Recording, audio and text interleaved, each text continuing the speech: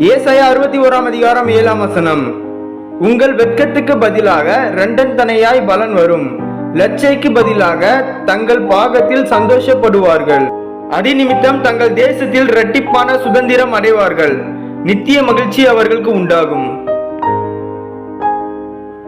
Isaiah chapter 61:7